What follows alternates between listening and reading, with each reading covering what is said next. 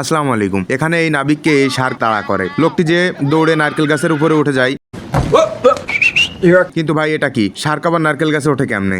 সুটিয়ে লাল করে দাও। সে যখন নারকেল নিয়ে আবার নদী দিয়ে আসছিল তখন তাকে সেই শার্ক আবার তাড়া করে। সে তখন তাকে মুগুর ভাজা করে। চিনিস আমাকে? তুই মারা চিনিস আমাকে? এই নাবিকটি দেখতে পায় সমুদ্রের ভিতরে একটি বক্সের ভিতরে করে একটি খরগোশ ভাসতে ভাসতে যাচ্ছে। তখন এই নাবিক তার কাছে হেল্প চায়।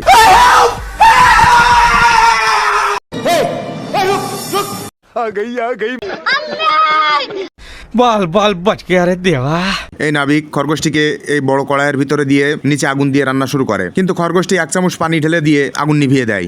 कैसा लगा मेरा मजाक? এই নাবিক এক দৌড়ে আবার জাহাজে যায় আরেকটি মেজের কাঠি আনতে। মেজের কাঠি এনে সে কড়াইয়ের নিচে আবার আগুন ধরিয়ে দেয়। ঠিক তখনই বড় একটা ঢেউ এসে তাদেরকে উড়িয়ে নিয়ে যায়। साला ये दुख का खत्म नहीं होता बे।